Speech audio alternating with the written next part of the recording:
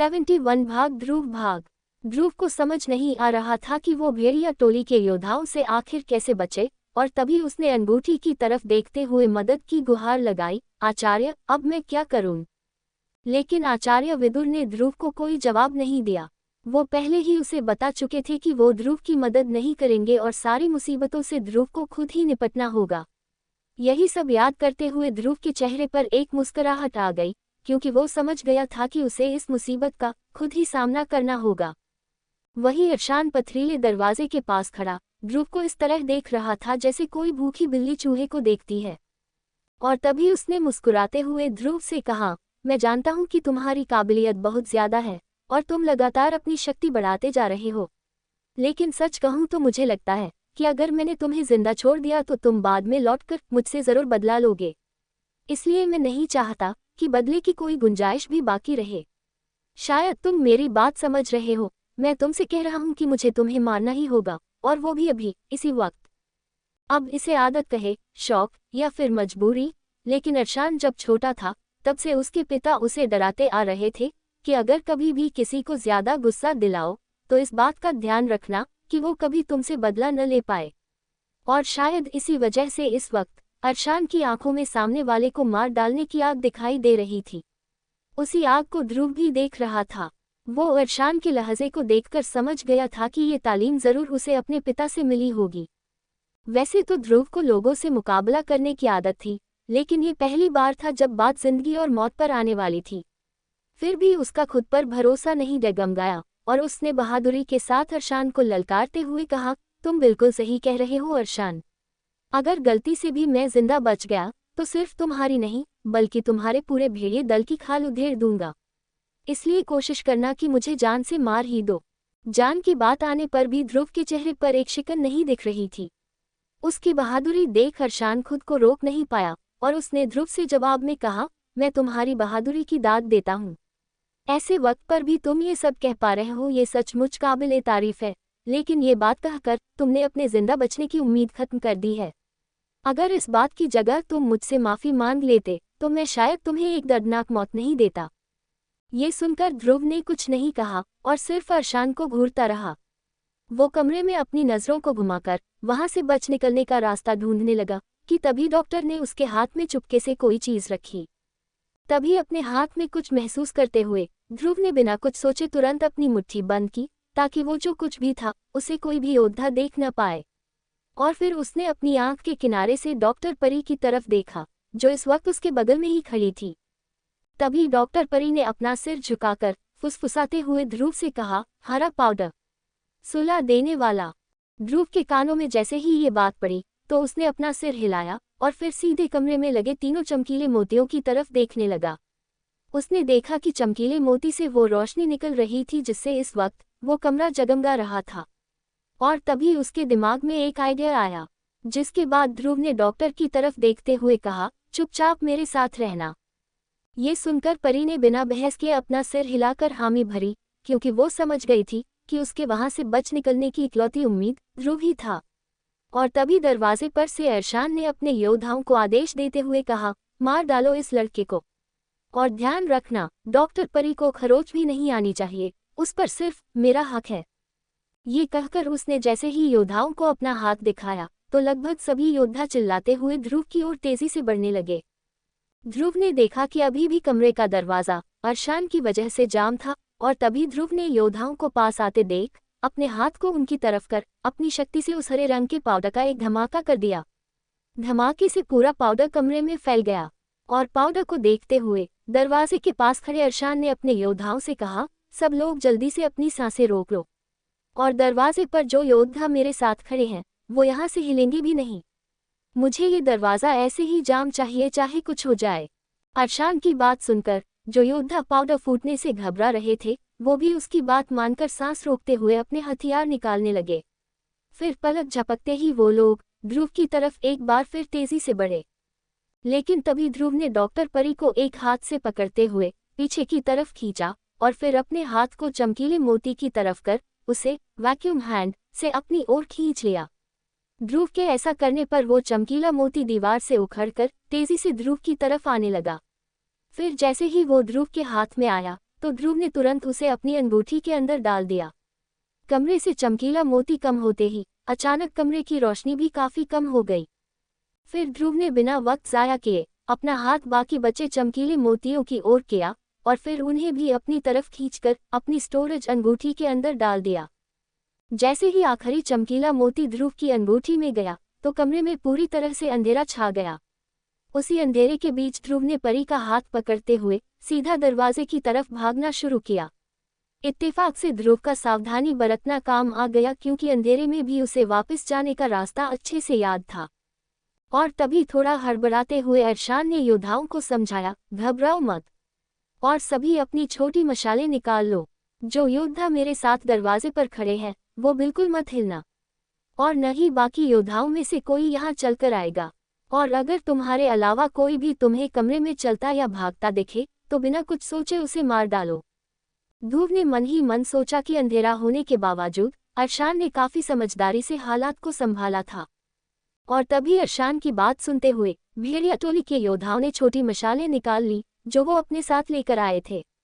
फिर जैसे ही वो योद्धा अपनी मशालें जलाने लगे तभी अचानक एक जोर की हवा उनके सामने से होते हुए गुजरी और अचानक उनमें से कुछ योद्धाओं की मार खाने की आवाज सुनाई दी। ये आवाज उस मार की थी जो उन्हें अभी अभी अपने सीने पर महसूस हुई थी। मार खाकर वो सभी योद्धा जमीन पर गिर गए और तभी जमीन पर गिरे हुए योद्धाओं में से एक ने कहा, वो दरवाजे की तरफ भाग रहा है, जल्दी रोको उसे। अपने योद्धा की आवाज सुनकर अरशान के चेहरे पर थोड़ी परेशानी दिखने लगी, लेकिन तभी उसने हड़बड़ाते हुए दरवाजे को बाकी बचे योद्धाओं के साथ घेर लिया। फिर जैसे ही वो हवा का झोंका तेजी से अरशान के पास खड़े योद्धाओं के पास आया तो उसके तुरंत बाद उसे एक बार फिर योद्धाओं के पिटने की आवाज सुनाई पड़ी। उस मार से वो योद्धा घायल तो नहीं हुए थे, लेकिन गिरते हुए दरवाजे से अलग जरूर हो गए थे। तभी किसी योद्धा ने आवाज दी, छोटे लीडर, वो लड़का आपकी तरफ आ रहा है। ये सुनते ही अरशान हड़बड़ाने लगा और उसने अपने शरीर का इस्तेमाल कर कमरे से बाहर निकलने का रास्ता बंद कर दिया। उसके बाद उसने अपने दोनों हाथ को जोड़ते हुए अपनी शक्तियों को बाहर निकालना शुरू किया। अगले ही पल उसके शरीर से हरे रंग की शक्ति निकलने लगी और उस शक्ति की वजह से अचानक उसके हाथ लकड़ी में बदलने लगे। तभी अरशान ने ध्रुव को ललकारते हुए कहा, मैं भी देखता हूँ कि कैसे कोई 2 सितारों वाला एकलव्य मेरे सामने टिकता है। इसके बाद उसके चेहरे पर एक हल्की सी मुस्कुराहट आ गई और उसने एक जगमगाता हुआ मोती निकालकर अपने पैर से थोड़ा आगे फेंक दिया। उस मोती के जगमगाने से रोशनी का एक घेरा बन गया जिसमें अरशान को लगभग 2 फीट तक दिखाई दे रहा था, लेकिन उसके हमला करने के लिए उतना उजाला काफी थी। और तभी उसने देखा कि 2 शरीर तेज रफ्तार से उसकी ओर आ रहे थे और उस मोती की हल्की सी रोशनी में उसे ध्रुव के चेहरे की खौफनाक मुस्कुराहट दिखाई पड़ी। उसे देखकर अरशान ने डर के मारे चिल्लाते हुए कहा, पीछे हट जाओ, पीछे हट जाओ। ये कहते हुए उसने तुरंत अपनी मुट्ठी पर मंडराती शक्ति का इस्तेमाल कर ध्रुव की तरफ बेरहमी से हमला करते हुए चिल्लाया, जंगल की शक्ति। उसके इतना कहते ही वो हरे रंग की शक्ति तेजी से ध्रुव की तरफ बढ़ी, जिसे देखकर ध्रुव घबराने लगा। अब उसे अरशान के चेहरे की शैतानी मुस्कुराहट दिखाई देने लगी और उसने खुद से मन ही मन कहा, मारे गए, मुझे माफ कर दीजिएगा आचार्य। ये कहकर ध्रुव ने तुरंत अपने दूसरे हाथ से अपनी पीठ पर बंधे पत्थर की गठान खोली, जिससे वो भारी पत्थर जमीन पर गिरने लगा। और तभी ध्रुव ने झुककर अपनी स्टोरेज अंगूठी पत्थर की तरफ करते हुए रगड़नी शुरू कर दी, जिससे वो पत्थर तुरंत अंगूठी के अंदर चला गया।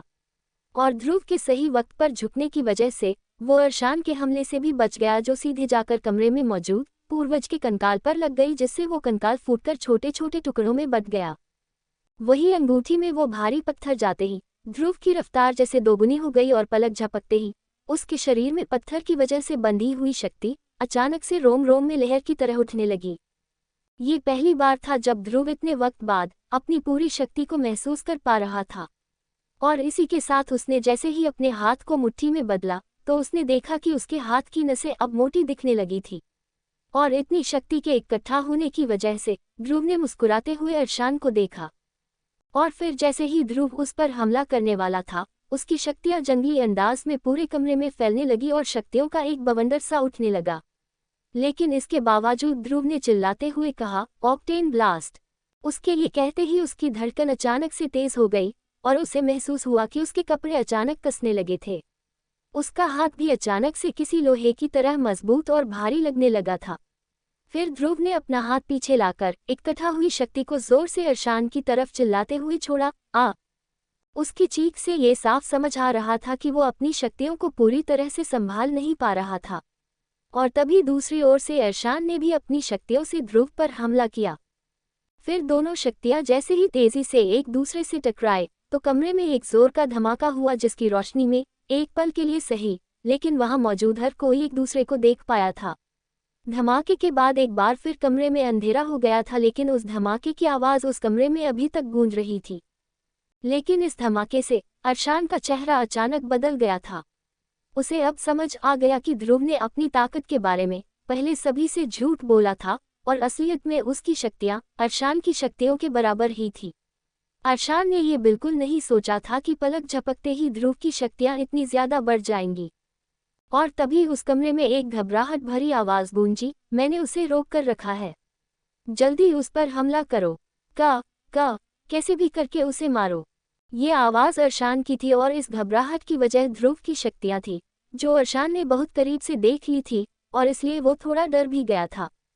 वो मन ही मन ये सोचने लगा कि ध्रुव इतनी छोटी उम्र में भी ताकत के मामले में उसकी बराबरी पर था और इसका मतलब था कि वो भी एक 6 सितारों वाला एकलव्य था। लेकिन अरशान के लिए ये सोच पाना बहुत मुश्किल हो गया कि ध्रुव वक्त के साथ और कितना ताकतवर हो सकता था। और अगर गलती से भी वो आज जिंदा बच गया तो सच में पूरे भेड़िया टोली पर एक बड़ा खतरा मंडराने लगेगा जो शायद उनके वजूद का ही खात्मा कर दे। तभी ध्रुव के बारे में सोचते हुए अरशान के रोंगटे खड़े हो गए। वो ध्रुव को मारने का तरीका खोजने लगा कि तभी अंधेरे में ध्रुव की आवाज सुनाई दी, सामने से हट जा अरशान। ध्रुव के इतना कहते ही कमरे में एक रोशनी जगमगाते हुए तेजी से अरशान की तरफ बढ़ने लगी और इसके पहले कि अरशान उससे बच पाता, उस रोशनी ने अरशान पर अपना हमला कर दिया, जिससे उसका पूरा चेहरा अचानक से सफेद पड़ गया। उसके बाद वो जोरों से खांसने लगा और उसके मुंह से बहुत सारा खून निकलने लगा, जिस वजह से वो धड़ाम से जमीन पर गिर गया। उसके जमीन पर गिरते ही ध्रुव ने एक बार फिर चिल्लाते हुए कहा, चलो यहाँ से निकलते हैं। ये कहते हुए ध्रुव ने डॉक्टर परी का हाथ पकड़कर गुफा के बाहर भागना शुरू किया। तभी जमीन पर गिरे योद्धाओं ने उसे वहां से जाते देख उठकर उसका पीछा करने का फैसला किया। लेकिन उससे पहले वो 10 योद्धा जमीन पर पड़े अरशान को देखकर हैरान हो गए। उसकी हालत देखकर वो ये समझ नहीं पा रहे थे कि कैसे उस लड़के ने उनके लीडर के बेटे को धराशाही कर दिया था। वो लोग एक दूसरे को हैरानी से देख ही रहे थे कि अचानक अरशान ने गुस्से से चिल्लाते हुए योद्धाओं से कहा, गधों, यहाँ खड़े खड़े मेरा मुंह क्या देख रहे हो? जाओ, जाकर उसे पकड़ो। हमें किसी भी हालत में उस लड़के को मारना होगा, भले उसके लिए हमें अपने बाकी साथियों की मदद ही क्यों न लेनी पड़े। इतना कहकर वो एक बार फिर खांसने लगा, जिससे उसके मुंह से और खून निकलने लगा। और तभी योद्धाओं ने हड़बड़ाते हुए अरशान की बात मानी और फिर तेजी से वो लोग ध्रुव को पकड़ने के लिए भागे। योद्धाओं के वहां से जाते ही अरशान ने बहुत मुश्किल से अपने हाथ का सहारा लेकर खुद को जमीन पर घसीटना शुरू किया और घसीटते हुए वो खुद को पास ही रखे एक पत्थर तक ले गया। उसके बाद उसने उस पत्थर पर अपनी पीठ टिकाई और फिर एक गहरी सांस छोड़ी। इस वक्त उसकी आंखों में एक हैवानियत नजर आ रही थी, जिससे 72 एक और चुनौती धराशायी। ध्रुव डॉक्टर परी का हाथ पकड़कर गुफा से बाहर निकलने की तैयारी में था और तभी डॉक्टर ने देखा कि ध्रुव के हाथ से खून निकलने लगा था। फिर थोड़ा परेशान होते हुए उसने ध्रुव की ओर फिक्र भरी नजरों से देखा और कहा, तुम्हारे हाथ से तो खून निकल रहा है। ये सुनने के बावजूद ध्रुव ने खुद को नहीं रोका, क्योंकि वो पहले ही इस चीज को महसूस कर चुका था। ये पहली बार था जब ध्रुव ने अपनी दबी हुई शक्तियों को महसूस किया था और उसका नतीजा ध्रुव की सोच से भी परे था। लेकिन उसके साथ ही अरशान के हमले से ध्रुव के हाथ पर चोट आ गई थी, जिसे वो फिलहाल नजरअंदाज कर रहा था। उसे ऐसा करते देख डॉक्टर ने ध्रुव को सावधान करते हुए कहा, मैं अरशान को अच्छी तरह से जानती हूँ, उसने जरूर भेड़िया टोली के योद्धाओं को ऊपर खड़े रहने के लिए कहा होगा। इस पर ध्रुव ने हल्की सी परेशानी के साथ डॉक्टर को जवाब देते हुए कहा, लेकिन हमें किसी भी कीमत पर ऊपर जाना ही होगा, नहीं तो हम जंगल की तरफ नहीं जा पाएंगे और इस वजह से पक्का मारे जाएंगे। ये सुनकर डॉक्टर परी सोच में पड़ गई और तभी अचानक उसके दिमाग में एक आइडिया आया और उसने ध्रुव की तरफ देखते हुए कहा, जब हम गुफा से बाहर निकल जाएंगे तो टहनियों के सहारे ऊपर नहीं जाएंगे, क्योंकि अगर गलती से भी योद्धाओं ने टहनी काट दी तो हम सीधे खाई में गिर जाएंगे, जहां से कभी कोई जिंदा वापस नहीं आया। परी की बात सुनकर ध्रुव को समझ नहीं आया कि अगर टहनी के सहारे नहीं तो फिर वो लोग आखिर ऊपर कैसे जाएंगे, और अगर वो ऊपर ही नहीं जाएंगे तो फिर जंगल से होकर कैसे भागेंगे। इन्हीं सवालों के चलते ध्रुव ने डॉक्टर से पूछना सही समझा, तुम्हारे पास ऊपर जाने का कोई और रास्ता भी है, या फिर तुम्हारा इरादा यहाँ रुककर मुझे मरते देखने का है। ध्रुव के चेहरे पर झलक रही परेशानी को देखते हुए डॉक्टर ने उसे भरोसा दिलाने की कोशिश करते हुए कहा, तुम सिर्फ मेरे साथ रहना, क्योंकि मुझे यहाँ से बचकर निकलने का तरीका मिल गया है। डॉक्टर की ये बात सुनकर ध्रुव की धड़कनें थोड़ी तेज हो गई। उसे परी से मिले हुए बहुत ज्यादा वक्त नहीं हुआ था और इसलिए वो अभी भी पूरी तरह से उस पर भरोसा नहीं कर पाया था। तभी परी ने देखा कि ध्रुव के चेहरे की परेशानी अभी भी कम नहीं हुई, इसलिए उसने ध्रुव को समझाने की कोशिश करते हुए कहा, इतने परेशान मत दिखा, तुमने मेरी मदद की है इसलिए मैं तुम्हें धोखा नहीं दूंगी। मेरी मानो तो ये फिक्र अपने जहन से हटा ही दो। डॉक्टर ने गुफा के अंदर देखा था कि ध्रुव जरूरत से ज्यादा सावधानी बरतता था और इसलिए वो समझ गई थी कि ध्रुव के दिमाग में अभी भी उसे लेकर थोड़ा डर बाकी था, जो परी की बात सुनकर छटने लगा और ध्रुव ने एक गहरी सांस लेते हुए अपना सिर हिलाया। ध्रुव को उसकी बात मानते हुए देख डॉक्टर परी ने मुस्कुराते हुए तुरंत एक बांसुरी निकालकर अपने होठों से लगा ली। उसके बाद जैसे ही उसने उसमें फूंक मारना शुरू किया तो एक अजीबोगरीब आवाज सुनाई देने लगी जो उस गुफा से होते हुए सीधे आसमान की तरफ जाने लगी। इतने में ध्रुव ने हैरान होते हुए डॉक्टर से कहा, तुम्हारा दिमाग तो ठीक है, इससे सभी योद्धाओं को पता चल जाएगा कि हम कहाँ हैं। ध्रुव की बात सुनकर और उसके माथे पर शिकन आते देख परी ने मुस्कुराते हुए कहा, मुझे ऐसे मौकों पर गाने बजाने का शौक नहीं, मैं तो अपने साथी को बुला रही हूँ। इस पर ध्रुव ने तुरंत चौंकते हुए परी से पूछा, तुम्हारा साथी मतलब? ध्रुव के इस सवाल का जवाब देने के लिए परी ने अपनी मुस्कुराहट बरकरार रखते हुए कहा, हाँ, मेरा साथी एक रैंक 1 का नील चील। ये सुनते ही ध्रुव ने हैरान होकर परी से पूछा, क्या नील चील से तुम्हारा मतलब एक उड़ने वाला तिलिस्मी जानवर है? डॉक्टर की बात सुनकर ध्रुव हैरान था, लेकिन जैसे ही उसने डॉक्टर परी को सिर हिलाकर जवाब देते हुए देखा तो उसके चेहरे पर खुशी उफन पड़ी। और ये खुशी इस बात की थी कि अब वो दोनों यकीनन जिंदा बचने वाले थे।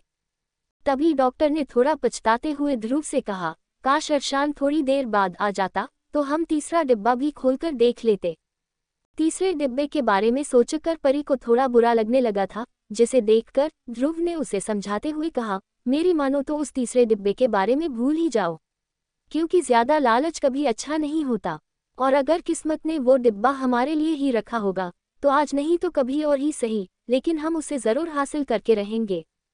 इतना कहकर ध्रुव मन ही मन सोचने लगा, मुझे तो लग रहा था कि मैं इस कड़ी ट्रेनिंग में बोर हो जाऊंगा, लेकिन अरशान और उसकी भेड़िया टोली से निपटने में तो अब मुझे मजा आने लगा है।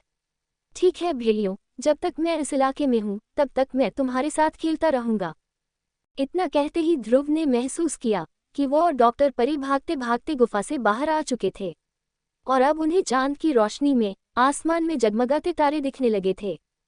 फिर अचानक ध्रुव ने रुककर टहनियों का सहारा लेकर ऊपर की तरफ देखा, जहां उसे बहुत से योद्धा हाथ में मशाल लिए घूमते हुए दिखाई दिए। ये नज़ारा देखते ही ध्रुव तुरंत वापस परी के पास आया और फिर चेहरे पर हल्की घबराहट के साथ उसने कहा, ऊपर तो बहुत सारे योद्धा है। ये कहकर ध्रुव ने तुरंत अपना कान जमीन पर लगा दिया और फिर वो उस अंधेरी गुफा की तरफ देखने लगा। तभी गुफा से आती आवाज़ों को सुनकर वो अचानक से खड़ा हुआ और उसने परी की तरफ देखते हुए कहा, वो लोग हमारे बहुत करीब आ गए हैं, आखिर तुम्हारा वो नील चील है कहाँ? ध्रुव को परेशान होते देख परी पूरे आसमान में अपनी नजरें घुमाने लगी। उसके बाद परी ने एक बार फिर अपनी बांसुरी निकालकर उसमें जोर से फूंक मारी, जिससे एक अजीब सी आवाज निकली जिसने रात के सन्नाटे को तोड़ दिया। लेकिन ये बांसुरी सुनकर ऊपर खड़े योद्धा भी सावधान हो गए थे। फिर वो डॉक्टर और ध्रुव को आसपास ढूंढने लगे कि तभी उन्हें दूर से एक चील की चीख सुनाई दी और तभी ध्रुव ने देखा कि दूधिया चांदनी में एक बड़ा और नीले रंग का चील तेजी से उड़ते हुए उनकी तरफ आ रहा था। उसके बाद जैसे ही वो चील दोनों के पास आया तो डॉक्टर परी ने ध्रुव से मुस्कुराते हुए कहा, जल्दी चलो, मैं तुम्हें आसमान की सैर कराती हूँ। उसके इतना कहते ही ध्रुव खुशी से उछलते हुए उस बड़े से चील पर बैठ गया और तभी उसे गुफा से बाहर आते हुए योद्धा दिखे, लेकिन वो जैसे ही चील के पास पहुंचे तो चील ने अपने बड़े से पंख खोले और तेजी से उन्हें फड़फड़ाते हुए वो पलक झपकते ही हवा में उड़ने लगा। तभी ध्रुव को पकड़ने में नाकाम हुए योद्धाओं में से किसी एक ने चिल्लाते हुए कहा, उस चील को मार डालो। गुफा से निकले योद्धाओं की आवाज सुनते ही ऊपर निगरानी रख रहे योद्धा अपने तीर कमान उस चील की ओर दागने लगे। फिर जैसे ही एक योद्धा ने चील की तरफ निशाना लगाते हुए कमान से तीर छोड़ा तो उसके बाद जैसे आसमान में तीरों की बौछार शुरू हो गई। वही चील पर बैठे ध्रुव ने जब तीरों को अपनी ओर आते हुए देखा तो वो घबराकर तीरों पर अपनी शक्ति आजमाने के लिए तैयार हुआ। लेकिन तभी उसे डॉक्टर परी की आवाज सुनाई दी, तुम उसकी फिक्र मत करो। शायद तुम ये भूल गए हो कि ये कोई आम चील नहीं बल्कि एक तिलिस्मी चील है। ये सुनकर ध्रुव अचानक रुक गया और फिर घबराते हुए तीरों को अपने करीब आते देखने लगा। तभी उस चील ने जोर से अपने पंख फड़फड़ाना शुरू किया जिससे एक धुंध जैसी हरे रंग की हवा निकलने लगी। उस हवा से टकराकर चील की तरफ आते तीर सीधे नीचे खाई में गिरते गए। इस हवा की वजह से डॉक्टर परी के बाल भी बिखर गए थे, जिसे सुलझाते हुए उसने चील की पीठ को थपथपाया और फिर मुस्कुराते हुए ध्रुव से कहा, अब हम सुरक्षित हैं। डॉक्टर के मुंह से ये सुनते ही ध्रुव ने एक चैन की सांस लेते हुए कहा, बाप रे, आज तो बाल बाल बचे।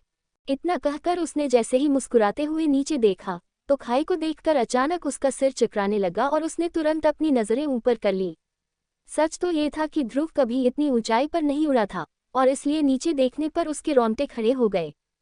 फिर ध्रुव ने अपने माथे के पसीने को पोंछा और हिम्मत जुटाकर वो एक बार फिर गुफा की ओर देखने लगा। उसने दूर से देखा कि कुछ हटे कट्टे योद्धा अरशान को संभाले हुए थे, जो इस वक्त आसमान में उड़ते ध्रुव को ही देख रहा था। फिर दोनों एक दूसरे को देखते हुए मुस्कुराने लगे।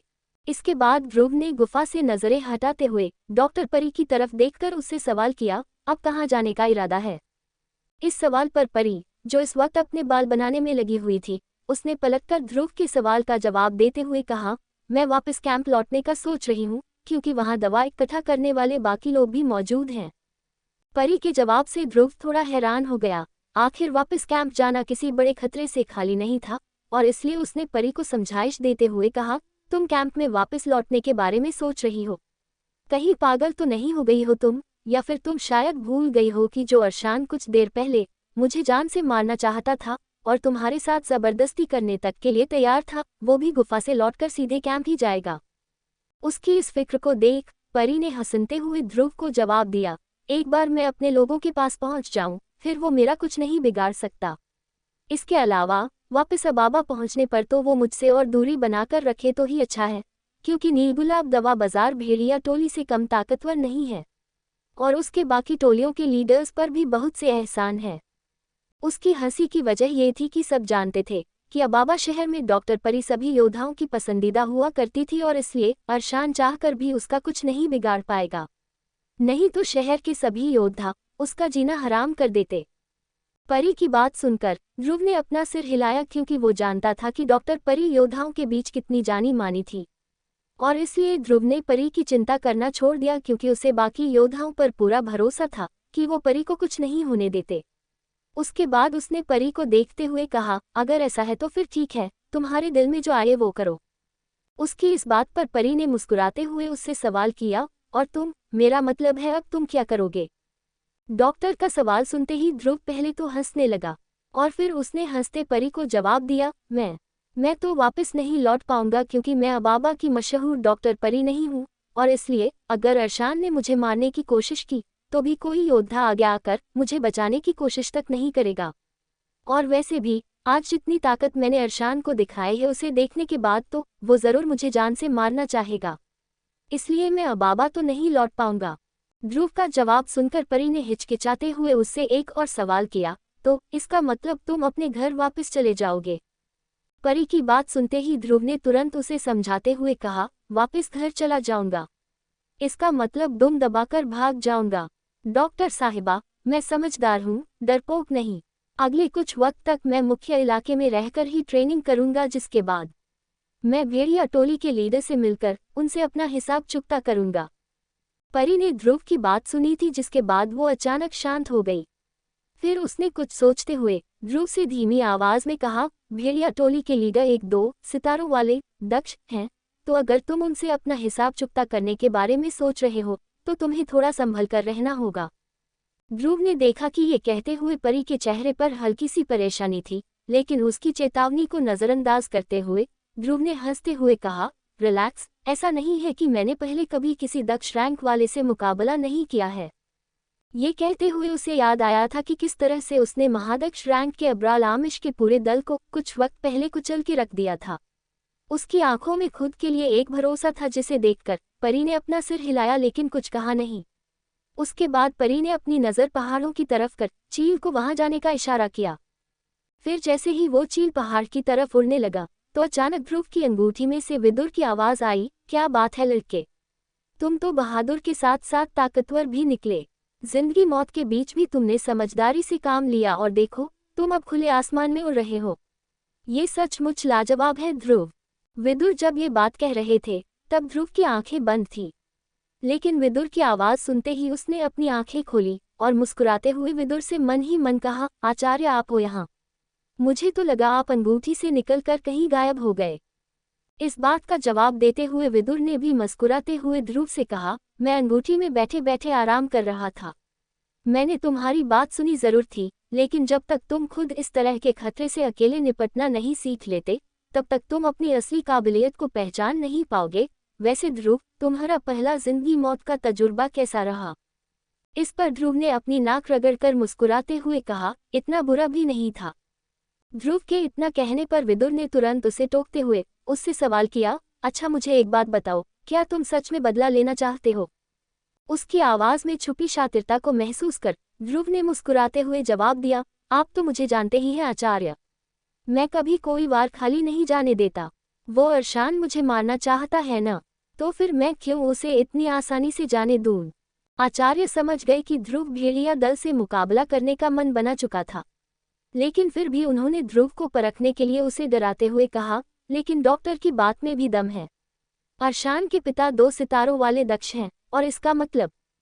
विदुर अपनी बात पूरी कर पाते उसके पहले ही ध्रुव ने उनकी बात को बीच में काटते हुए कहा, इसका मतलब है कि मुझे जल्द से जल्द दक्ष रैंक तक पहुंचना होगा, और इसके लिए मैं खुफिया तरीके से इस जंगल में ही अपनी ट्रेनिंग जारी रखूंगा। सच कहूं तो मुझे फर्क नहीं पड़ता कि आप मेरे सामने कितनी बड़ी चुनौती रखेंगे, क्योंकि हर चुनौती का सामना मैं डटकर करूंगा, ये मेरा आपसे वादा रहा आचार्य। वो ध्रुव को मार डालना चाहता था, तभी उसने गुस्से से अपनी मुट्ठी बंद की और फिर दांत पीसते हुए उसने कहा, मैं तुझे देख लूंगा ध्रुव, भाग ले जितना भागना चाहता है, क्योंकि अगर गलती से भी मैंने तुझे ढूंढ लिया तो तेरी वो हालत करूंगा कि तू खुद अपने मुंह से मुझसे मौत की भीख मांगेगा। ये अरशान का वादा रहा। कोट 73 ध्रुव का अनोखा सफर। ध्रुव के सबक सिखाने के इरादे को देखकर विदुर ने खुश होते हुए ध्रुव से कहा, बहुत अच्छे, अब जो तुम इस तरह की लगन और मेहनत के लिए तैयार हो, इसलिए मैं तुम्हें दक्ष रैंक तक पहुंचाने का सबसे तेज तरीका अपनाऊंगा। आचार्य ये बात अच्छे से जानते थे कि नफरत और गुस्से का इस्तेमाल कर बहुत कुछ अच्छा भी हासिल किया जा सकता था, और क्योंकि ये बातें मन ही मन हो रही थी इसलिए डॉक्टर को कुछ सुनाई नहीं दिया। वो चील पर बैठकर थोड़ी देर आसमान के चक्कर लगाती रही और फिर उसने चील को इशारा कर एक बड़े से पत्थर के पास जाने को कहा जो एक छोटे से पहाड़ पर रखा हुआ था। फिर वहां पहुंचकर डॉक्टर परी ने नीचे देखते हुए कहा, कैंप यहाँ से बहुत पास है, और क्योंकि तुम मेरे साथ नहीं चलना चाहते हो इसलिए मैं तुम्हें यहीं छोड़ देती हूँ। मेरी मानो तो रात यहीं बिताओ और सुबह होने पर ही इस जगह को छोड़ना, क्योंकि ये जगह तुम्हें रात भर महफूज रखेगी। लेकिन अगर तुम चाहते हो कि मैं तुम्हें कहीं और छोड़ दूं तो मैं वो भी कर सकती हूँ। ये सुनकर ध्रुव ने अपना सिर हिलाते हुए डॉक्टर से थकी हुई आवाज में कहा, नहीं, उसकी कोई जरूरत नहीं है, मैं आज रात यही बिता लूंगा, वैसे भी मैं और कहीं जाने के लिए काफी थक गया हूँ। इतना कहकर ध्रुव मुस्कुराते हुए परी की तरफ देखने लगा। उसके बाद वो एक कदम आगे आया और फिर उसने परी की खूबसूरत आंखों में देखते हुए कहा, मुझे नहीं लगता कि हम फिर कब मिलेंगे, इसलिए मैं तुम्हें अलविदा कहना चाहता हूँ, और शुक्रिया भी। ये बात सुनकर डॉक्टर ने मुस्कुराते हुए एक छोटी सी पुड़िया निकालकर ध्रुव के हाथों में पकड़ाते हुए कहा, इसे अपने पास रख लो। वैसे तो ये कोई बहुत असरदार दवा नहीं है, लेकिन तुम्हारे बचाव के लिए काफी होनी चाहिए। डॉक्टर की इस फिक्र को देखकर ध्रुव बहुत खुश हो गया। वो अच्छी तरह से जानता था कि वो और परी इत्तेफाक से मिले थे और अभी तक अच्छे दोस्त भी नहीं बने थे, लेकिन फिर भी ध्रुव ने पहले ही परी के खजाने से अपना हिस्सा अलग कर लिया था, जबकि पूरे खजाने पर हक सिर्फ डॉक्टर का होना था। और भले ही ध्रुव ने अरशान से उसे बचाया हो, लेकिन वैसे हालात में कोई भी आदमी वही करता जो ध्रुव ने किया। यही सब सोचते हुए ध्रुव ने वो पुड़िया डॉक्टर के हाथ से ले ली। इस दौरान उसे डॉक्टर के मुलायम हाथ का स्पर्श महसूस हुआ और उसकी दिल की धड़कनें अचानक से तेज हो गई। तभी शर्माते हुए ध्रुव ने परी को अलविदा कहा, फिर मिलते हैं डॉक्टर परी। और जब हम अगली बार मिलेंगे तो मैं हम दोनों की तरफ से उस भेड़िए दल का काम तमाम कर दूंगा। तब तक अपना ध्यान रखना। ये कहकर ध्रुव वहां से मुड़कर जाने लगा। फिर वो चलते चलते उस घने अंधेरे जंगल में गायब हो गया। तभी डॉक्टर ने चेहरे पर एक प्यारी सी मुस्कुराहट लाते हुए कहा, मैं इंतजार करूंगी। इतना कहकर परी ने चील को भी जाने का इशारा किया और फिर वो मुड़कर कैंप की तरफ जाने लगी। उसके बाद वो चील हवा में कहीं गायब हो गया। वही जंगल में चलते चलते परी के चेहरे से मुस्कुराहट गायब हो गई थी और फिलहाल उसके चेहरे पर गुस्सा दिखने लगा था। उसके मन में इस वक्त एक ही ख्याल चल रहा था, अरशान से बदला लेने का। इसी बदले की आग में जलकर परी ने अपने दांत पीसते हुए कहा, अरशान, तुझे तो मैं बताती हूँ, एक औरत का गुस्सा तेरी सोच से भी परे है और ये मैं तुझे साबित करके दिखाऊंगी। मैं तुझे तेरी घिनौनी सोच के लिए तुझे सजा दिलवा कर रहूंगी। इसके बाद वो कैंप में जाकर आराम से सो गई। जब अगली सुबह हुई तो डॉक्टर की नींद तंबू के बाहर से आती आवाज़ों की वजह से अचानक खुली। उसे ये आवाज़ जानी पहचानी लग रही थी और इसलिए उसने तुरंत उठकर अपने कपड़े बदले और फिर गुस्से से तंबू के बाहर चलकर गई। तंबू के बाहर 7 से 8 योद्धा खड़े हुए थे और एक लड़के को डॉक्टर परी के तंबू में घुसने से रोक रहे थे। फिर जैसे ही योद्धाओं ने डॉक्टर को देखा तो वो उस लड़के को बुलाकर डॉक्टर परी से मुस्कुराते हुए मिलने आ गए। परी ने पहले सभी योद्धाओं से मुस्कुराते हुए बात की और फिर वो मुड़कर अरशान के पास जाने लगी। फिर अरशान के पास पहुंचते ही डॉक्टर ने मुस्कुराते हुए उससे कहा, तुम इतनी सुबह मेरे तंबू में घुसने की कोशिश क्यों कर रहे हो? क्या इरादा है तुम्हारा अरशान? उसकी मुस्कुराहट देखकर अरशान को और ज्यादा गुस्सा आने लगा, लेकिन उसने देखा कि कुछ योद्धा पास ही खड़े उसे घूर रहे थे और इसलिए अरशान ने भी अपने चेहरे पर झूठी मुस्कुराहट लाते हुए परी से कहा, ऐसी कोई बड़ी बात नहीं है डॉक्टर। हम लोग को देरी हो रही थी तो मैंने सोचा कि आपको आकर जगह दूं ताकि हम अपने सफ़र को वापस शुरू कर सकें। ये कहकर उसने परी के आसपास देखा और जब उसे ध्रुव कहीं नहीं दिखा तो उसके चेहरे पर परेशानी झलकने लगी। उसकी परेशानी को देखकर डॉक्टर परी ने अपने हाथ से योद्धाओं को कुछ देर के लिए दूर जाने का इशारा किया और फिर वो अरशान से मुस्कुराते हुए कहने लगी, भेड़िया दल के होने वाले लीडर को ये पता होना चाहिए कि एक चूहा खाने की तलाश में परेशान होता रहता है और फिर जैसे ही उसे खाना दिखता है तो वो बिना कुछ सोचे खाने पर टूट पड़ता है।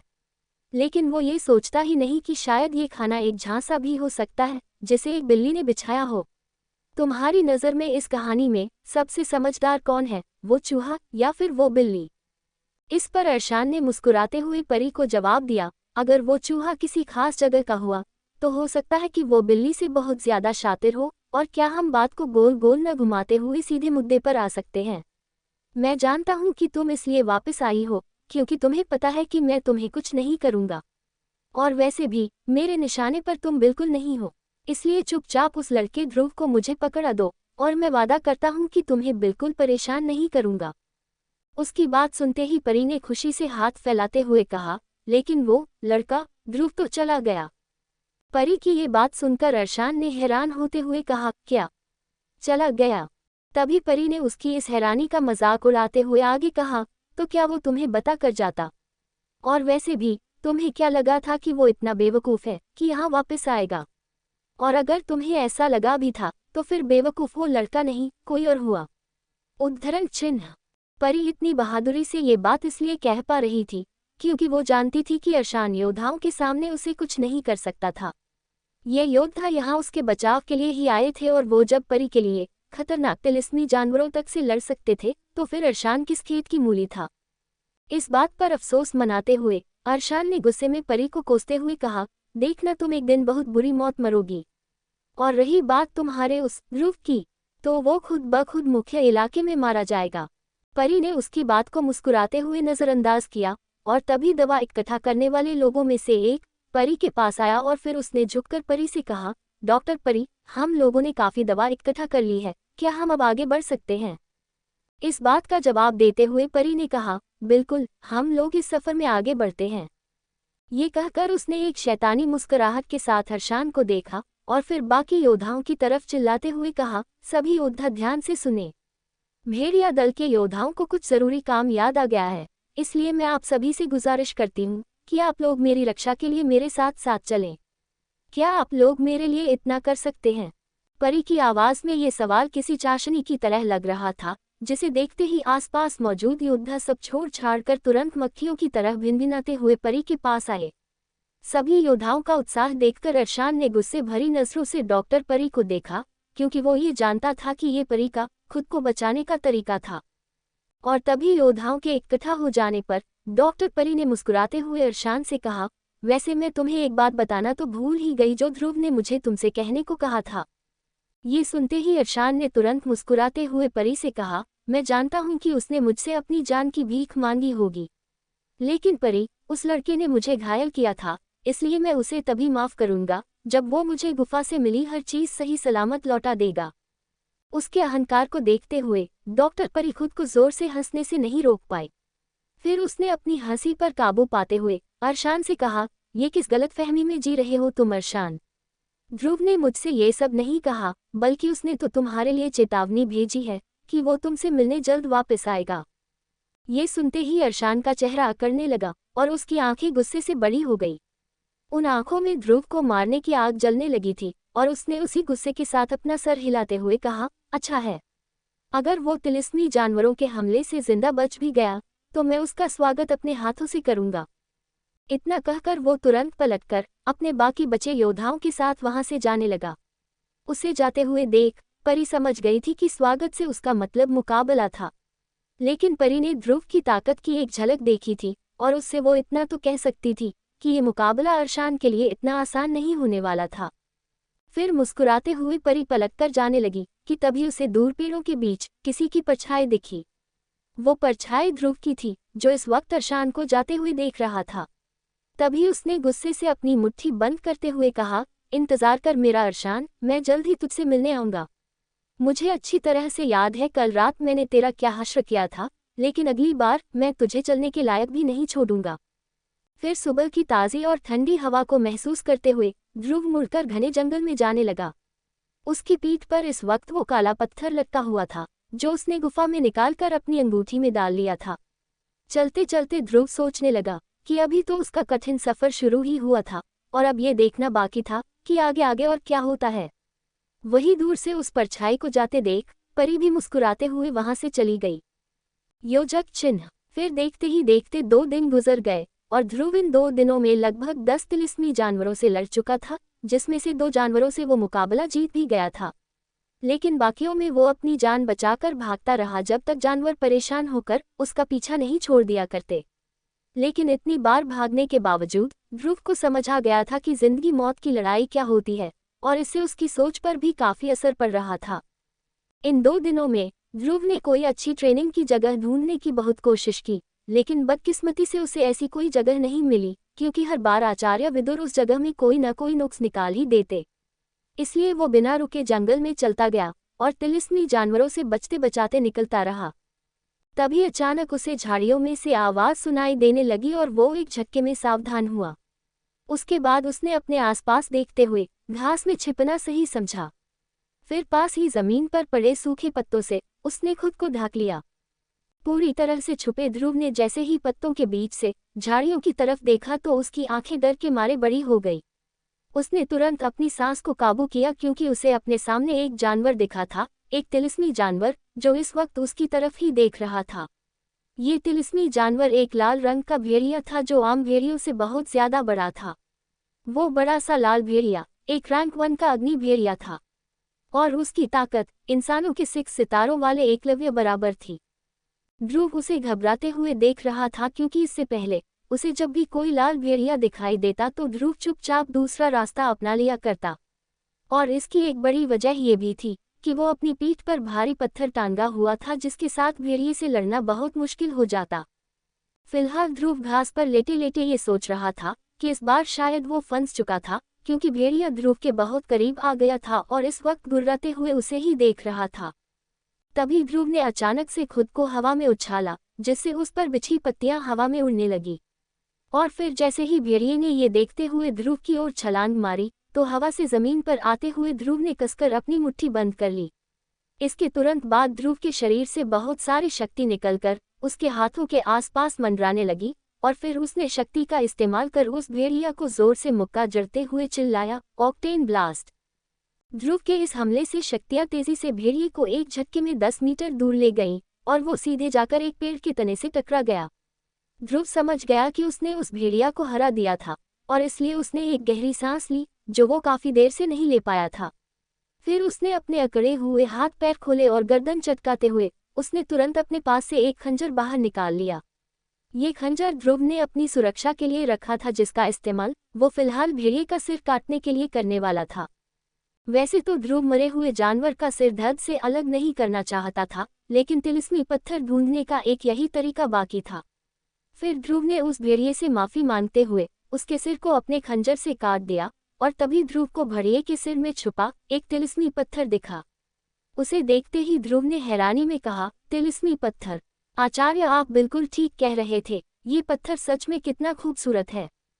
वो चमकदार तिलिस्मी पत्थर लाल रंग का था और भेड़िए के लाल रंग के होने की वजह भी ये पत्थर ही था, लेकिन फिलहाल वो पत्थर भेड़िए के खून से सना हुआ था।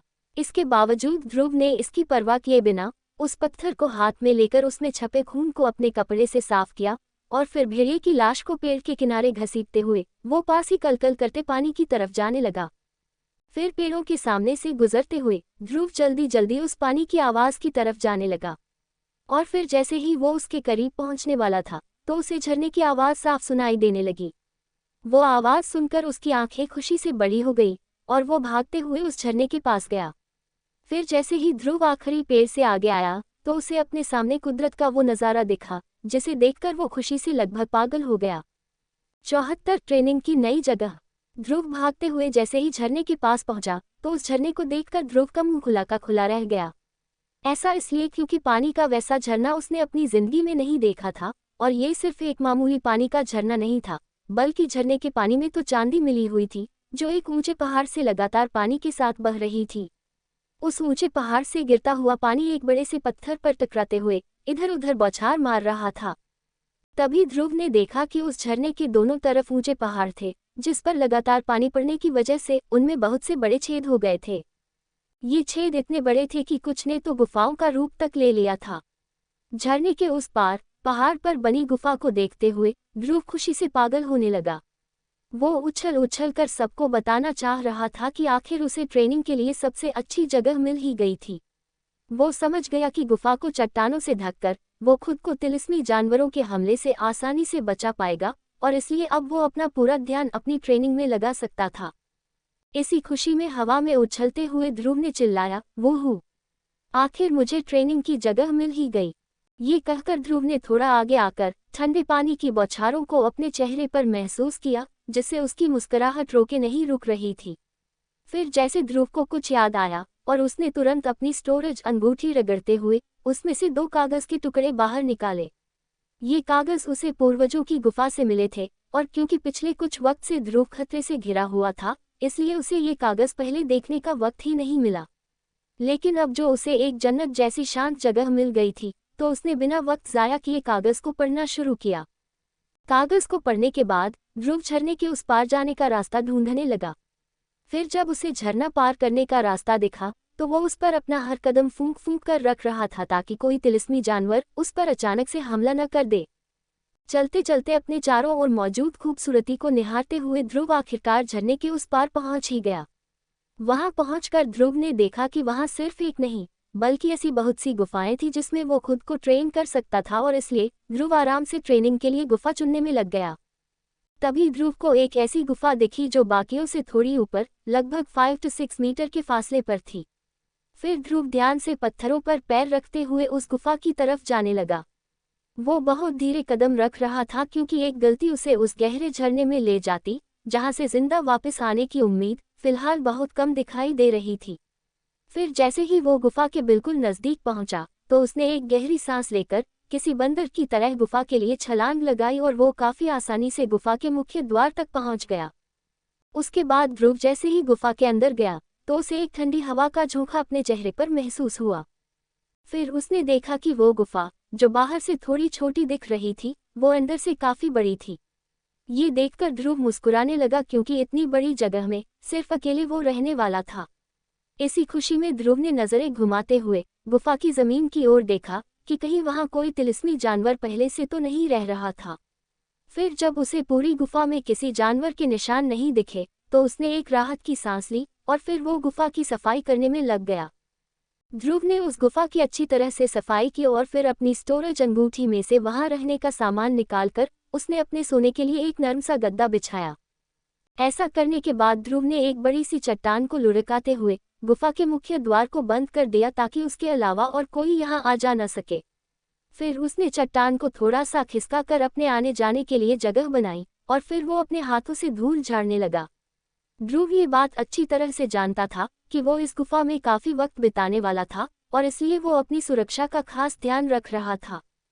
हाथ से धूल झाड़ने के बाद ध्रुव उस गुफा को ध्यान से देखने लगा और फिर आगे आकर उसने अपनी अंगूठी से तीनों चमकीले मोती निकाले जो उसने पूर्वजों की गुफा से उठाए थे। मोती निकालने के बाद उसने उन्हें दीवारों पर अच्छी तरह से लगा दिया जिससे वो गुफा अंदर से जगमगाने लगी। फिर जब ध्रुव ने थोड़ा पीछे आकर पूरी गुफा को एक बार फिर से देखा तो उस नई दिख रही गुफा को देखकर ध्रुव खुद को मुस्कुराने से नहीं रोक पाया। फिर एक लंबी सांस बाहर छोड़ते हुए ध्रुव उस नर्म गद्दे पर बैठ गया। कुछ देर खाली बैठने के बाद ध्रुव ने पालती मारकर अपने दोनों हाथ जोड़ते हुए अपनी शक्तियों का इस्तेमाल करना शुरू किया। वो शक्तियों के इस्तेमाल से अपनी शारीरिक और मानसिक थकान दूर करना चाह रहा था जो वो कुछ दिनों से महसूस कर रहा था। फिर जैसे ही ध्रुव ध्यान में मग्न हो गया और उसकी सांसों की उथल पुथल थमने लगी तो धीरे धीरे ध्रुव के चारों ओर शक्तियां मंडराने लगी। वही ध्रुव के शरीर के अंदर उसे शक्तियां अपने रोम रोम से निकलती हुई समझ आने लगी। वो चुपचाप अपनी शक्तियों की ट्रेनिंग करता रहा और फिर अचानक उसे अपनी नाभि में शक्तियों का बवंडर सा बनता महसूस होने लगा। धीरे धीरे शक्तियों की घूमने की रफ्तार बढ़ती गई जिसके एहसास से ध्रुव मन ही मन खुश होने लगा। उसे याद आया कि जब उसने एकलव्य रैंक हासिल किया था तो उसकी शक्तियां सफेद रंग की दिखा करती थी लेकिन अब उनका रंग बदलकर हल्का पीला होने लगा था। इसके साथ ही उसे ये भी समझ आ रहा था कि शरीर में शक्तियों के बहने की रफ्तार भी पहले से 10 गुना ज्यादा हो गई थी। इसी एहसास को महसूस करते हुए ध्रुव ने धीरे धीरे अपनी आंखें खोली। आंखें खोलते ही सबसे पहले ध्रुव को अपने शरीर से निकलती शक्तियां दिखाई दी जिसे देखकर वो मुस्कुराने लगा। उसके मुस्कुराने के पीछे एक और वजह थी और वो वजह ये थी कि शक्तियों के शरीर में बहने से ध्रुव की थकान पूरी तरह से गायब हो गई थी। एक बार फिर खुद को तंदुरुस्त महसूस करते हुए ध्रुव ने मन ही मन सोचा कि उसे अब 6 सितारे हासिल करने से कोई नहीं रोक सकता और शायद सिर्फ 1 या 2 महीने में वो 5 सितारों से 6 सितारों वाला एकलव्य कहा जाने लगेगा। सबसे बड़ी तो ये होगी कि ये 6 सितारे उसकी पीठ पर टंगे पत्थर के बावजूद होंगे, क्योंकि अगर ध्रुव ने उस पत्थर को अपनी पीठ से अलग किया तो उसके 6 सितारे भी किसी के 8 सितारों के बराबर हो जाएंगे। लेकिन अभी भी उसे एक बहुत बड़ी चुनौती का सामना करना था और वो चुनौती थी अपनी रोशनी का रैंक बढ़ना, क्योंकि ध्रुव की रोशनी अभी शुरुआती लेवल से थोड़ी ही ऊपर थी और अगर वो उसे बढ़ा लेता है तो उसके लिए और बहुत सी चुनौतियां बिल्कुल आसान हो जाएंगी। फिर अपनी शक्तियों को काबू करते हुए ध्रुव ने अपनी हथेली पर काले रंग का कागज रखा। ये कागज वही क्लास 2 की उड़ने वाली तकनीक थी जो ध्रुव ने गुफा से हासिल की थी। वो जानता था कि हर कोई आसमान में उड़ने का सपना जरूर देखता था और ऐसा ही सपना कभी ध्रुव ने भी देखा था। लेकिन आज जो वो सपना सच होने वाला था तो ध्रुव के चेहरे पर एक अलग ही खुशी झलकने लगी। ध्रुव जानता था कि खतरनाक जानवरों से बच निकलने का सबसे अच्छा तरीका उड़कर ही था, जो उसने खुद कुछ वक्त पहले अपनी आंखों से देखा था। अगर उस रात डॉक्टर परी के पास वो नीले रंग का चील नहीं होता तो गुफा से भागने में दोनों को बहुत तकलीफ होती या शायद वो लोग भाग ही न पाते। मार्कस पर शक्तियों के इस्तेमाल से पंख बनाना सिर्फ सबसे ताकतवर लोगों को ही आता था जो कम से कम शक्तिमान रैंक के थे। बाकी लोग सिर्फ आसमान में दूसरों को उड़ते देख आह भरते रहते। लेकिन किस्मत से ध्रुव को एक खास उड़ने की तकनीक मिल गई थी जिसके इस्तेमाल से वो भी आसमान में उड़कर बादलों को महसूस कर सकता था। अपने इसी सपने को पूरा करने के उत्साह से ध्रुव ने वो कागज का टुकड़ा धीरे धीरे खोलना शुरू किया। फिर जैसे ही उसने वो कागज का टुकड़ा पूरी तरह से खोला तो उसे कागज के अंदर से 2 जादुई काले रंग के चील पंख दिखाई दिए जिसे वो अचानक से देखकर घबरा गया। वैसे वो पंख ज्यादा बड़े नहीं थे, लेकिन उनमें से एक अजीब सी गर्माहट निकल रही थी जो ध्रुव महसूस कर पा रहा था। फिर ध्रुव अपने आप को संभालते हुए चील के उस काले पंख को गौर से देखने लगा। उसने देखा कि वो काले पंख बैंगनी रंग के बादलों पर टिके हुए थे जो हवा में तैरते हुए समझ आ रहे थे। उसके बाद ध्रुव ने पंखों की तरफ नजरें घुमाई तो उसकी चमक को देखकर ध्रुव समझ गया कि वो पंख काले रंग के लोहे से बने हुए थे। ये लोहा एक खास तरह का लोहा था जो आसानी से नहीं मिलता था। वो लोहा हल्का गर्म था जिस वजह से ध्रुव को वो गर्माहट महसूस हुई थी। फिर उस पंख के बिल्कुल करीब जाते हुए ध्रुव ने उसे थोड़ा ठंडा करने के लिए फूंक मारी। लेकिन जैसे ही ध्रुव ने फूंक मारी तो वो डर के मारे अचानक 2 कदम पीछे हट गया। उसके डरने की वजह ये थी कि ध्रुव के फूंक मारते ही वो जादुई पंख फड़फड़ाने लगे थे जैसे कि वो किसी असली चील के थे। इस चमत्कार को अपनी आंखों से देखते हुए ध्रुव उस पर भरोसा नहीं कर पा रहा था। फिर फड़फड़ाते पंख को देखकर ध्रुव की नज़र पंख के किनारे लिखे शब्दों पर गई और वो उसे पढ़ने की कोशिश करने लगा। पर्पल क्लाउड, ब्लैक फायर, ए ईगल। ध्रुव के इतना कहते ही वो फड़फड़ाते पंख अचानक से थम गए और ये देखकर ध्रुव ने आगे आकर उसमें लिखी बाकी चीजें पढ़ना शुरू किया। ये पंख एक तिलिस्मी चील के हैं जो रैंक 5 का उड़ने वाला जानवर था। तिलिस्मी जानवरों के इतिहास के मुताबिक ये एक खतरनाक तिलिस्मी जानवर फीनिक्स के वंशज होते हैं और सारे उड़ने वाले तिलिस्मी जीवों में ये सबसे ज्यादा तेज रफ्तार से उड़ सकता है और कुदरत से ये चील शातिर और बेरहम दोनों है। इसे पकड़ना लगभग नामुमकिन था और ये सिर्फ अंबर पर्वत के पास के इलाकों में ही पाया जाता है। ये पढ़ते ही जैसे ध्रुव के होश उड़ गए और उसने हैरानी में अपनी आंखें बड़ी करते हुए कहा, रैंक 5 का तिलिस्मी जानवर। ध्रुव को इस बात पर हैरानी इसलिए हो रही थी क्योंकि रैंक 5 के तिलिस्मी जानवर का मतलब था कि उस जानवर की ताकत एक शक्तिमान की ताकत के बराबर थी। उसके बाद ध्रुव ने तुरंत खुद पर काबू पाते हुए उस काले कागज में लिखी चीजों को पढ़ना शुरू किया। इस तकनीक का नाम ईगल विंग्स है, जिसे पर्पल क्लाउड विंग्स भी कहा जाता है। सच कहूं तो दोस्तों, मुझे इस काले चील को पकड़ने में पूरे 3 साल लग गए और इसमें मुझे अपने 4 दोस्तों की मदद भी लेनी पड़ी। फिर एक खास तकनीक की मदद से मैंने और मेरे बाकी साथियों ने इस तकनीक को तैयार किया है जिसकी मदद से कोई भी आसमान में उस जादुई चील की तरह उड़ सकता है। लेकिन मैंने इसे अपनी शक्तियों से ऐसा कर दिया है कि इस तकनीक को सिर्फ एक सच्चा इंसान ही सीख सकता है। इतना पढ़ते ही ध्रुव एक बार फिर हैरान हो गया और इसी हैरानी में उसने कहा, कितना जाबाज था ये इंसान जो एक शक्तिमान रैंक के चील को पकड़ पाया। ये तो सचमुच मेरी सोच से भी परे है। ध्रुव चाहकर भी खुद को हैरान होने से नहीं रोक पाया था क्योंकि ये चीज ही ऐसी थी जो न तो उसने कभी सुनी थी और न ही वो कभी ऐसा कुछ सोच पाया था। फिर उसके दिमाग में ये ख्याल आया कि आखिर उस इंसान का रैंक क्या होगा जिसने इस रैंक 5 के चील को पकड़ा था और ये तकनीक ईजाद की थी। यही सोचकर ध्रुव ने कागज में से अपनी नजरें हटाते हुए एक बार फिर पंख के पास जाना शुरू किया। ऐसा इसलिए क्योंकि ध्रुव वो काले बैंगनी रंग के पंख को छूकर देखना चाह रहा था।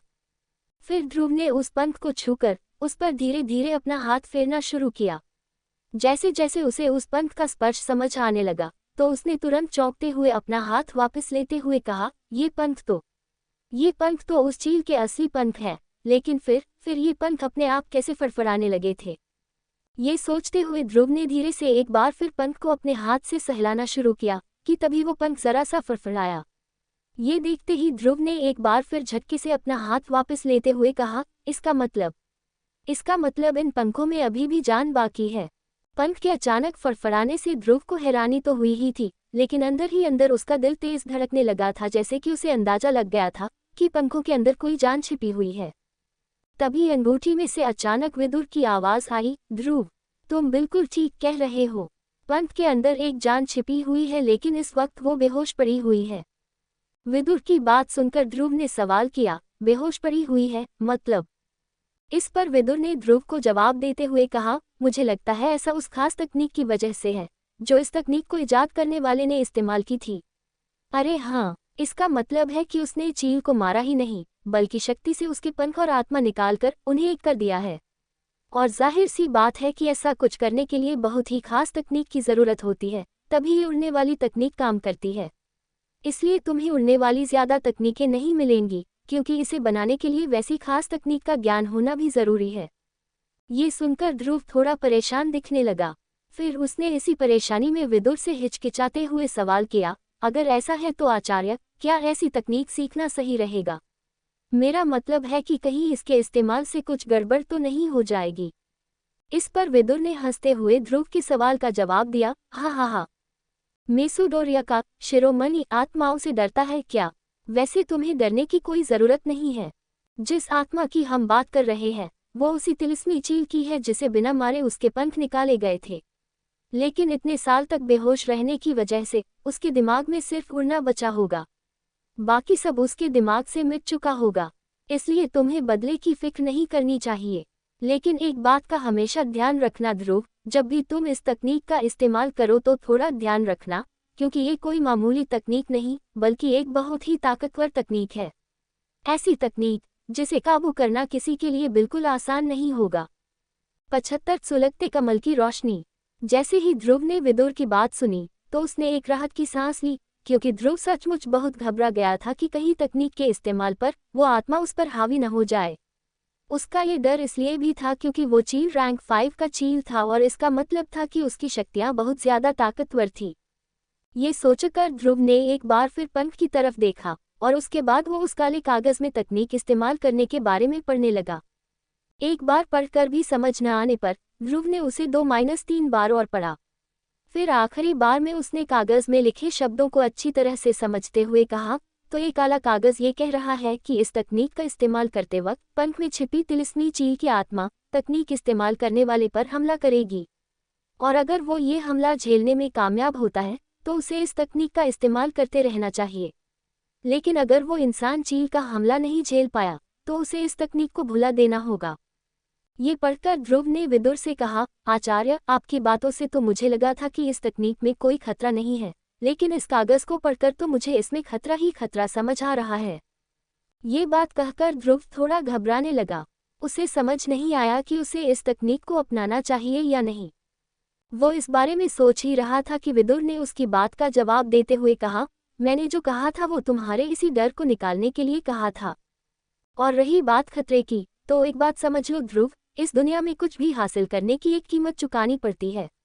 लेकिन तुम्हारी अंदरूनी शक्ति को जानते हुए मैं इतना जरूर कहूंगा कि तुम्हें उस चील की आत्मा के हमले से डरने की कोई जरूरत नहीं है। तो क्या हुआ अगर वो चील जिंदा हालत में रैंक 5 का था? वो अब सिर्फ एक घायल आत्मा है जो बेहोश पड़ा हुआ है। और एक आत्मा की कमजोरियां मैं अच्छी तरह से जानता हूँ। ये बात सुनकर ध्रुव ने अपना सर हिलाया और फिर अपना हौसला बांधते हुए उसने तकनीक का इस्तेमाल करने का फैसला लिया। तकनीक के इस्तेमाल के लिए ध्रुव ने अपने दोनों हाथों से चील के दोनों पंखों को दबाया और एक गहरी सांस लेते हुए उसने अपनी आंखें बंद की। फिर जैसे ही ध्रुव ने अपने शरीर से हल्की सी शक्ति उस पंख में डाली तभी अचानक पंख के अंदर उस चील की आत्मा होश में आ गई और फिर उसने एक ऐसी डरावनी आवाज में चीख निकाली जिससे किसी भी रूह कांप जाए। उस चीख के निकलते ही एक चमकती शक्ति पंख में से निकलकर कागज से होते हुए ध्रुव के हाथ में आ गई, जहां से वो सीधे ध्रुव के दिमाग में चली गई। ये पहली बार था जब ध्रुव किसी आत्मा के हमले को झेल रहा था और उसका पूरा शरीर अचानक से थरथराने लगा, जिसके बाद उसका चेहरा धीरे धीरे सफेद पड़ने लगा। ध्रुव की इस हालत को देखकर विदुर ने तुरंत चिल्लाते हुए कहा, ध्रुव, अपना ध्यान लगाओ, अपने दिमाग को उस चील के हमले से बचाओ। वो चाहे कितना भी हमला करे तुम्हें उसे बता देना है कि वो तुम्हारे कब्जे में है, न कि तुम उसके कब्जे में। विदुर की बात सुन रहे ध्रुव के दांत इस वक्त जोर से कपकपा रहे थे। फिर उसने अपनी अंदरूनी शक्ति का इस्तेमाल करते हुए अपने दिमाग के चारों ओर एक कवच बनाना शुरू किया, जिससे धीरे धीरे वो उस आत्मा के हमले से बचने लगा। लेकिन ये देखकर वो आत्मा अचानक से थम गई। कुछ पल में ध्रुव को समझ आ गया कि वो आत्मा उसके काबू में आ गई थी, लेकिन उसे अभी भी कपकपी मच रही थी। इसका क्या मतलब था? ध्रुव इस बारे में सोच ही रहा था कि अचानक से उस चील की आत्मा ने एक बार फिर ध्रुव के दिमाग पर हमला करना शुरू कर दिया। ध्रुव इस हमले से घबराने लगा क्योंकि ये हमला पिछले वाले से भी ज्यादा ताकतवर समझ आ रहा था। तभी उसने महसूस किया कि उसके दिमाग पर शक्तियों का कवच इस हमले से उधरने लगा था। ध्रुव को एक बार फिर वो दर्द महसूस होने लगा जो उसे कुछ पल पहले ही हुआ था। तभी विदुर ने ध्रुव को समझाते हुए कहा, अपने दिमाग को शांत करो ध्रुव। उस आत्मा को अपने जज्बातों पर पकड़ मत बनाने दो, नहीं तो तुम सिर्फ एक जानवर बनकर रह जाओगे जिसे सिर्फ मारना आता है और कुछ नहीं। अपनी शक्तियों का इस्तेमाल करो ध्रुव। मैं जानता हूं कि तुम उस आत्मा से ताकतवर हो। विदुर की हौसला बढ़ाने वाली आवाज सुनकर ध्रुव ने एक गहरी सांस ली और एक बार फिर अपनी अंदरूनी शक्तियों के इस्तेमाल से वो अपने दिमाग पर एक कवच चढ़ाने लगा। वो किसी भी हाल में उस बेरहम जानवर को अपने दिमाग पर काबू पाने नहीं देना चाहता था। इसी तरह वो आत्मा तकरीबन 10 मिनट तक ध्रुव के दिमाग पर लगातार हमला करती गई। उसके बाद वो तिलिस्मी चील धीरे धीरे अपनी हार कबूलने लगा। वैसे तो ध्रुव की ताकत एक रैंक 5 के जानवर के बराबर बिल्कुल नहीं थी, लेकिन पिछले कुछ सालों से ध्रुव ने अपने दिमाग पर लोगों के इतने हमले झेले थे कि उसे अपनी सोच को हमलों से बचाना अच्छी तरह से आ गया था।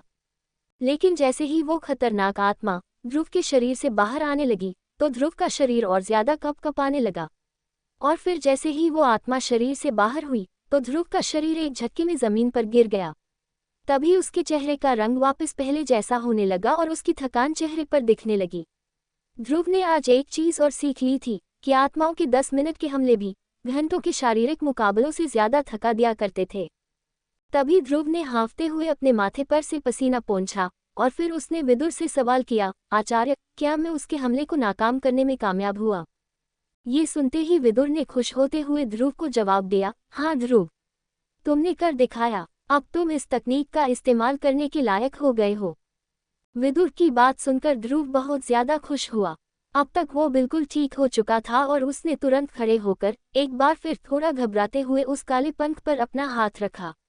इस बार उसके हाथ रखने पर चील की आत्मा ने उस पर हमला नहीं किया, जिसके बाद ध्रुव ने मुस्कुराते हुए कागज में लिखे तरीके की शुरुआत की। ऐसा करते ही उसके शरीर से शक्तियां इकट्ठा होकर कंधे से होते हुए सीधे उसकी हथेली पर पहुंच गई। ध्रुव की हथेली पर जैसे ही शक्तियां इकट्ठा हुई तो वो चील के पंख अचानक से जगमगाने लगे। वो पंख पहले के मुकाबले बहुत ज्यादा चमकदार दिखने लगे और तभी पंख में से एक रोशनी निकलकर सीधे ध्रुव की हथेली पर आ गई। फिर जैसे ही वो रोशनी ध्रुव की हथेली से होते हुए उसके शरीर में पहुंची तो वो रोशनी शक्तियों के साथ बहते हुए सीधे ध्रुव की पीठ पर पहुंच गई, जहां वो अचानक रुकी और फिर 2 रास्तों में बंट गई। ये 2 रास्ते ध्रुव की पीठ पर बहते हुए उसकी चमड़ी तक पहुंचकर रुक गए।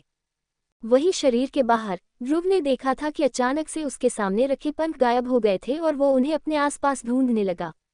तभी ध्रुव अचानक तेज आवाज में चीखने लगा। उसकी चीख से उसके दर्द का पता लग रहा था और उसके माथे पर पसीना पानी की तरह बहने लगा।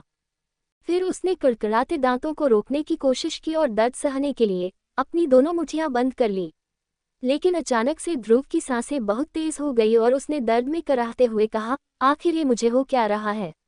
आचार्य, ये आत्मा आखिर कर क्या रही है? फिर अचानक से वो गद्दे पर लेट गया और तुरंत उसके मुंह से खून निकलने लगा। कुछ देर और इस दर्दनाक हालत को झेलते हुए ध्रुव आखिर में हारकर बेहोश हो गया। ध्रुव ने उस ताकत को काबू में करने की बहुत कोशिश की, लेकिन वो नाकाम रहा। फिर कुछ देर बाद जब ध्रुव वापस होश में आया तो उसे अपने पूरे शरीर में एक अजीब सा दर्द महसूस होने लगा, जैसे सोते वक्त कोई उसके शरीर में सैकड़ों सुइयां चुभा रहा था। फिर जैसे तैसे उसने हिम्मत करके अपनी स्टोरेज अंगूठी को रगड़ा और उसमें से एक हरे रंग की बोतल निकाल ली। उसके बाद उसने बोतल खोलकर उसकी कुछ बूंदों को अपने मुंह के अंदर जैसे ही डाला तो उसे महसूस हुआ कि उसकी दर्दनाक चुभन अचानक से गायब हो गई। इसके बाद ध्रुव तुरंत उठकर बैठ गया और उस काले कागज को एक बार फिर पढ़ने लगा। लेकिन जैसे ही ध्रुव ने वो कागज हाथ में लिया तो वो ये देखकर हैरान हो गया कि अब उस कागज में कुछ भी नहीं लिखा था। वो कागज सिर्फ एक कोरा कागज रह गया था जिसमें अब चील के पंख भी नहीं दिख रहे थे।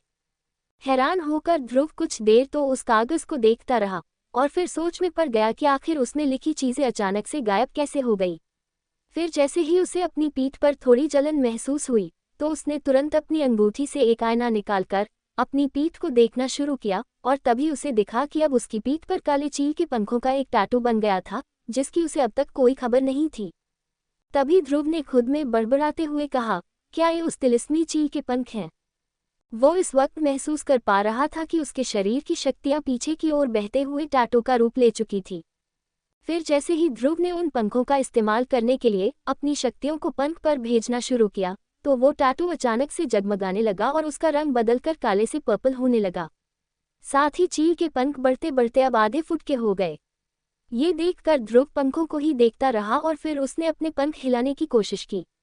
तभी उसके पंख थोड़े फड़फड़ाए, लेकिन उनकी रफ्तार इतनी नहीं थी कि ध्रुव को जमीन से उठा सके कर हवा की सैर करा सके। ध्रुव ने बेइंतहा कोशिश की लेकिन वो जमीन से आधा इंच ऊपर ही हो पाया और उसके बाद भी वो तुरंत जमीन पर आ गया। ध्रुव को परेशान होते देख विदुर खुद को मुस्कुराने से नहीं रोक पाए और उन्होंने हंसते हंसते ध्रुव से कहा, पंखों का इस्तेमाल करने के लिए बहुत ज्यादा शक्ति की जरूरत पड़ेगी ध्रुव, और तुम्हारी मौजूदा शक्ति को देखते हुए मुझे लगता है कि तुम ज्यादा दूर तक या फिर ज्यादा ऊंचा नहीं उड़ पाओगे। ये सुनकर ध्रुव ने चुपचाप अपना सिर हिलाते हुए विदुर की बात समझी। फिर अचानक से वो भी हंसने लगा क्योंकि कहीं न कहीं वो भी जानता था कि वो तुरंत किसी चील की तरह नहीं उड़ पाएगा। हर ताकतवर चीज अपने असली रूप में आने के लिए वक्त लगाती है, और फिलहाल वो जितना उड़ पा रहा था वो शुरुआत के लिए ठीक ही था, क्योंकि उसे विदुर की बात याद आ गई कि ताकत हासिल करने का कोई शॉर्टकट नहीं होता। उसके बाद जैसे ही ध्रुव ने पंखों तक अपनी शक्तियां भेजना बंद किया तो वो पंख वापस सिकुड़ने लगे और एक बार फिर महज एक काले रंग का टैटू बनकर रह गए। तभी ध्रुव ने अपने अकड़े हुए हाथ पैरों को खोलना शुरू किया और फिर उसने अपने सामने रखा काले रंग का कोरा कागज वापस अंगूठी में डाल दिया। फिर उसने उसी अंगूठी में से एक और कागज निकाला जो उस काले कागज से भी ज्यादा पुराना समझ आ रहा था। ये कागज हल्के पीले रंग का था और क्योंकि पूर्वजों ने ये कागज हड्डियों के बीच छुपाया हुआ था, इसका मतलब साफ था कि ये कोई मामूली सी चीज तो बिल्कुल नहीं थी। यही सोचते हुए ध्रुव ने धीरे धीरे वो कागज खोला और उसने जैसे ही कागज के अंदरूनी हिस्से को देखा तो वो दंग रह गया। फिर इसी हैरानी में ध्रुव ने कहा, अब ये कौन सी नई बला है। फिलहाल ध्रुव की आंखों के सामने एक पीले रंग का कागज था जो न जाने किस चीज से बना था। उस कागज में बहुत सी रेखाएं बनी हुई थी और ध्रुव ने उसमें से एक रेखा पर अपनी उंगली फहराना शुरू किया और वो कागज के किनारे तक पहुंचा। ये देखते हुए ध्रुव को कुछ समझ नहीं आया और उसने इसी उलझन में खुद से कहा, क्या बकवास है ये, उद्धरण चिन्ह। इतना कहकर ध्रुव उस कागज को उल्टा सीधा करके देखने लगा कि शायद उसे अचानक से कुछ समझ आ जाए, लेकिन वो परेशान होता रहा जिसे समझते हुए अंगूठी में से विदुर बाहर आ ही गए। बाहर आकर उन्होंने तुरंत वो कागज ध्रुव के हाथ से लिया और उसे गौर से देखने लगे। फिर जैसे ही विदुर को कुछ समझ आया तो उन्होंने भारी आवाज में ध्रुव से कहा, ये तो किसी नक्शे का हिस्सा मालूम पड़ रहा है। ये सुनते ही ध्रुव ने एक बार फिर चौंकते हुए विदुर से कहा, क्या नक्शे का हिस्सा? लेकिन किस चीज का नक्शा? अब क्या हम नक्शे को देखकर किसी खजाने की खोज में निकलने वाले हैं? कोट। ये कहकर ध्रुव उस नक्शे का मजाक बनाना चाह रहा था, क्योंकि उसे लगा कि इस कागज के अंदर कोई खास तकनीक होगी जिसकी वजह से उसने ये कागज डॉक्टर परी से तक छुपा कर रखा था। लेकिन नक्शे के बारे में सुनकर ध्रुव का कागज को लेकर सारा उत्साह लगभग खत्म हो गया। वही विदुर ने ध्रुव को नजरअंदाज करते हुए उस पूरे कागज को अच्छी तरह से खोलकर देखा और उसे ध्यान लगाकर पढ़ने लगे। फिर जैसे ही उनकी नज़र कोने में बनी एक धुंधली सी तस्वीर पर पड़ी तो उन्होंने अपनी आंखें मसलते हुए उसे देखने की कोशिश की और तभी उन्हें वो तस्वीर साफ दिखाई देने लगी। वो तस्वीर एक कमल की थी जिसे देखते ही विदुर की आंखें हैरानी में बड़ी हो गई। फिर ध्रुव को एक नज़र देखते हुए वो फिर से उस कमल को ध्यान से देखने लगे और उसे समझने की कोशिश करने लगे। वो कमल काले रंग का दिख रहा था और पुराने होने की वजह से काफी धुंधला हो गया था। विदुर को समझ आ गया कि ये कागज उनकी उम्मीद से भी ज्यादा पुराना था। फिर और ध्यान से देखने पर विदुर ने देखा कि वो काले रंग का कमल एक काले रंग की आग में लिपटा हुआ था, और उसे देखते ही विदुर को किसी हैवानी शक्ति का अंदाजा होने लगा जिससे वो थोड़े परेशान दिखने लगे। तभी विदुर के चेहरे की परेशानी को देख ध्रुव ने हड़बड़ाते हुए उनसे पूछा, आचार्य, क्या आपको कुछ मिला? सब ठीक तो है न? ध्रुव ने ये सवाल इसलिए किया था क्योंकि जब से वो विदुर को देखता आ रहा था ये पहली बार था जब उसने विदुर को इतना परेशान होते हुए देखा था। जबकि विदुर बड़ी से बड़ी मुसीबत के दौरान भी परेशान नहीं दिखते थे और इसलिए ध्रुव समझ गया कि कागज में जो कुछ भी लिखा था वो किसी न किसी अनोखे राज की तरफ इशारा कर रहा था। उसके इस सवाल पर कागज में खोए विदुर वापस होश में आए और उन्होंने आवाज में हल्के डर के साथ ध्रुव से हड़बड़ाते हुए कहा, ये तो शायद सुलगते कमल की रोशनी की तरफ इशारा कर रही है। ये सुनते ही ध्रुव ने हैरान होते हुए विदुर से सवाल किया, सुलगते कमल की रोशनी? ये क्या चीज है आचार्य? कहीं ये कोई दिव्य रोशनी तो नहीं है? इस पर विदुर ने तुरंत ध्रुव को जवाब देते हुए अपनी भारी आवाज में कहा, हाँ, इसकी गिनती दिव्य रोशनियों में ही होती है, लेकिन ये रोशनी कोई मामूली रोशनी नहीं बल्कि सारी रोशनियों में सबसे रहस्यमयी रोशनी है।